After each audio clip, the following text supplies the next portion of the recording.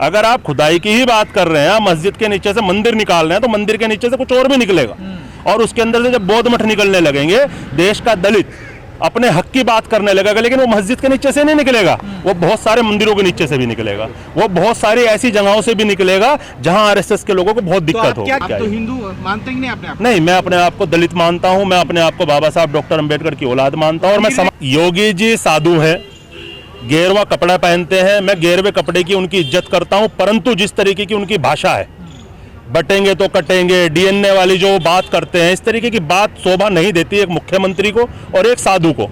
आज जब उनके पास पीडीए का कोई तोड़ नहीं है, तो वो इस तरीके की बात करके, डीएनए की बात करके, इस तरीके की बात को बड़ा करने का काम करते हैं। रही बात जो लोग डीएनए की बात करते हैं, वो पहले अपने डीएनए को देख ले कि उनका डीएनए कहां से मिलता है, कहां से है उनका डीएनए। उनका डीएनए भारत का नहीं है, जहां के वो लोग हैं मैं नहीं कहना चाहता, लेकिन वो पहले अपने डीएनए की जांच करा ले, उन्हें पता चल जाएगा कि वो भारत के मूल निवासी है या बाहर से आके उनका डीएनए यहाँ पे बना है। अखिलेश जी ने तो कहा पहले डीएनए चेक करा लें सब। बिल्कुल, हम भी कह रहे हैं वो डीएनए अपना चेक करा लें, फिर बाद में बात करें कि किसका डीएनए बांग्लादेश का है, किसका डीएनए पाकिस्तान का है। पहले योगी जी और जो आरएसएस के जो मजबूत स्तंभ जो अपने आप को मानते हैं, वो अपना डीएनए चेक कराएं। तो राहुल जी, अब राजनीति इन्हीं मुद्दों पे होगी क्या? मंदिर मस्जिद पे? देखिए, समाज आज समझने लगा है।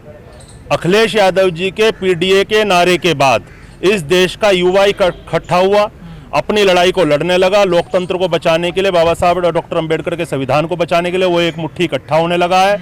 आज इनका जो मंदिर का जो मुद्दा है जब फेल हुआ, इसीलिए ये बार बार इस तरीके की बात करके बार बार मस्जिद और मंदिर पे लाके, क्योंकि बीजेपी के पास इसके अलावा कोई मुद्दा नहीं है, बेरोजगारी चरम सीमा पे है।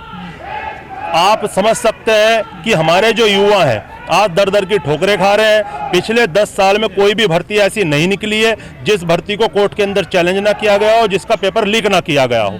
आज इनके पास कोई मुद्दा युवाओं के लिए नहीं है, देश के लिए नहीं है, इनके पास सड़कें नहीं है। सड़कों के नाम पे पूरे भारत के अंदर ये हाईवे का जाल बना रहे हैं, लेकिन व्यापारी को उसका ठेका देके हर जगह 20 किलोमीटर चलते हो टोल देने का काम करते हो। तो इन्होंने इस तरीके का व्यापारीकरण इस भारत का कर दिया है। इन्होंने सारे एयरपोर्ट भेज दिए, अपनी रेलवे बेच दी, LIC बेच दी। तो ये जो भारतीय जनता पार्टी है पूरी तरह व्यापारी पार्टी है, व्यापारियों की पार्टी है। तो इनके जो दिमाग में है ये सिर्फ और सिर्फ हिंदू मुसलमान करके ही समझते हैं कि हम वापस सत्ता में आ जाएंगे। और मोदी जो हमारे योगी जी महाराज हैं, उन्हें सीधा सीधा पता है कि जब मोदी जी दिल्ली की गद्दी पे आए तो उनके साथ गुजरात का एक कांड जुड़ा हुआ था। तो वो इसी तरीके की दिल्ली की गद्दी तक पहुंचने के लिए इस तरीके की भाषा का उपयोग उत्तर प्रदेश में कर रहे हैं कि उस तरीके के दंगे उत्तर प्रदेश के अंदर और उस तरीके से सांप्रदायिकता उत्तर प्रदेश के अंदर भड़कने का काम करें जिससे वो दिल्ली की गद्दी तक पहुंच जाए।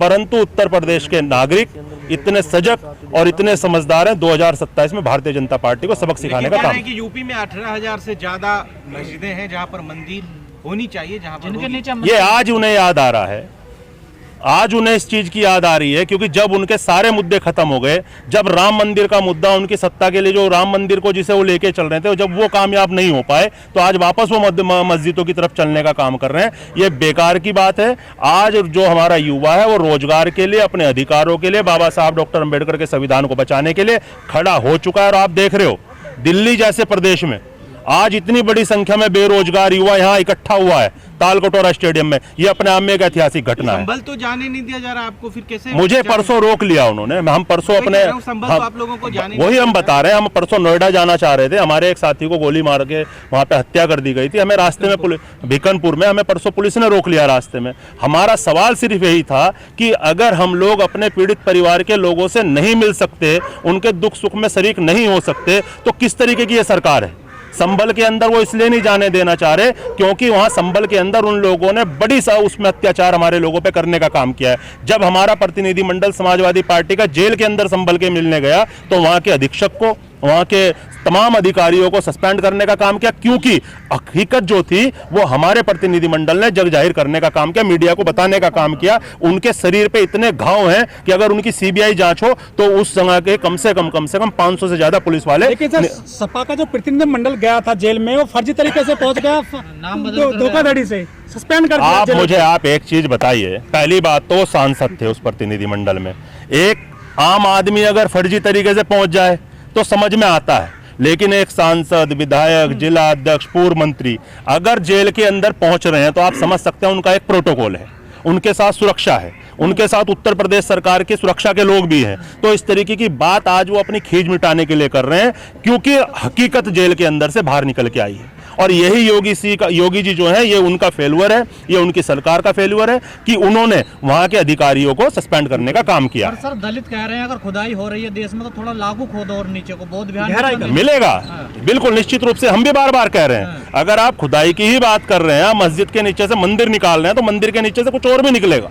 और उसके अंदर से जब बौद्ध मठ निकलने लगेंगे, देश का दलित अपने हक की बात करने लगेगा, लेकिन वो मस्जिद के नीचे से नहीं निकलेगा, वो बहुत सारे मंदिरों के नीचे से भी निकलेगा, वो बहुत सारी ऐसी जगहों से भी निकलेगा जहां आरएसएस के लोगों को बहुत दिक्कत हो। क्या कहना चाह रहे हैं कि मंदिर के अंदर खुदाई होनी चाहिए? हम ये कह रहे हैं कि देश के अंदर बहुत जगहें ऐसी हैं जहां खुदाई होनी, बहुत जगहें ऐसी हैं जहां खुदाई होनी चाहिए, जहां से पता चलना चाहिए। अगर आप इतिहास को ही जानना चाहते हैं, इतिहास की बात पे ही जाना चाहते हैं, तो इतिहास फिर अगर आप 500 साल की बात करें तो उसे 1000 साल पीछे ले जाने की बात करें। कहाँ बहुत जगहें ऐसी हैं, मैं दे दूंगा आपको। मैं बहुत आप बिहार के अंदर भी अगर जाएंगे तो 20 जगह ऐसी हैं जहां पे आप अगर वहां खुदाई करेंगे तो बहुत सारी चीजें निकल के आएंगे और निकल भी। देखिए ऐसा मैं बता दूं कि बौद्ध बिहार को लेके, बुद्ध मंदिरों को लेके आज बहुत खेत के अंदर भी अगर खुदाई होती है तो वहां पे भी बुद्ध की मूर्ति। लेकिन सर आप सुप्रीम कोर्ट गए थे तो आप पे तो जुर्माना कर दिया था 2 लाख मामले में पिछली बार। देखिए ऐसा है, सुप्रीम कोर्ट भी आज की तारीख में कुछ लोगों के दबाव में काम कर रही है। देश के इतिहास में 10 साल में पहली बार ऐसा हुआ था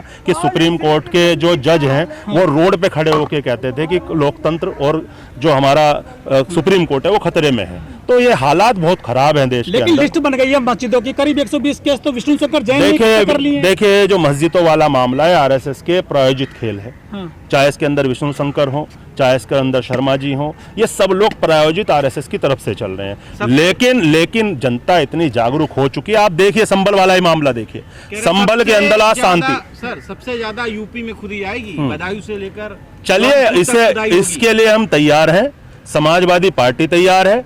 आज अगर भारतीय जनता पार्टी इस तरीके के सांप्रदायिक दंगे कराने की बात करेगी तो हम निश्चित रूप से उन दंगों को रोक के लोगों को जागरूक करने का काम करेंगे। पहले से ही कहा जा रहा है मुल्ला मुलायम, वो उनकी आप देखिए, जब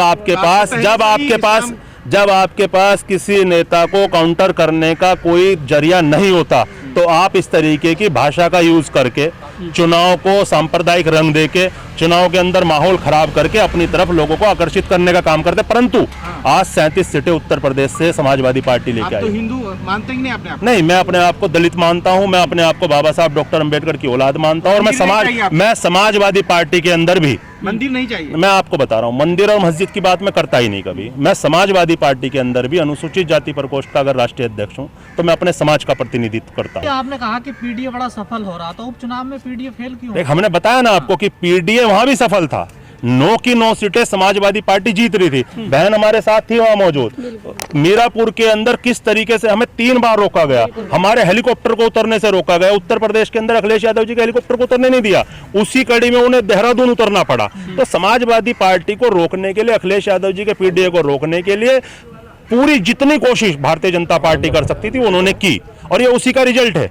ये लोकतंत्र का रिजल्ट नहीं है, ये लोगों का रिजल्ट नहीं है, ये सिर्फ और सिर्फ भारतीय जनता पार्टी की गुंडई का रिजल्ट है। तो इंडिया गठबंधन से बाहर हो रही है क्या? हम इंडिया गठबंधन के मजबूत अंग हैं। इंडिया गठबंधन महाराष्ट्र में तो नहीं हुआ। इंडिया गठबंधन देखिए अलग अलग स्टेट का अलग अलग स्टेट का अलग अलग सिनेरियो है। दिल्ली का सिनेरियो अलग है, हरियाणा का अलग है, महाराष्ट्र का अलग है। लेकिन समाजवादी पार्टी, हमारे राष्ट्रीय अध्यक्ष का दिल बहुत बड़ा है। हरियाणा का जब चुनाव आया, राष्ट्रीय अध्यक्ष ने कहा हम पूरे गठबंधन के साथ समर्थन करेंगे, लेकिन हरियाणा के अंदर जो कांग्रेस चाहे वो करे। तो हमारे राष्ट्रीय अध्यक्ष का दिल बहुत बड़ा है और हम चाहते हैं कि किसी भी कीमत पे भारतीय जनता पार्टी हारे। उसके लिए हमें कुछ भी करना पड़े। योगी जी का दिल बड़ा है, हिंदुओं का पर्व आ गया महाकुंभ। यही समस्या है।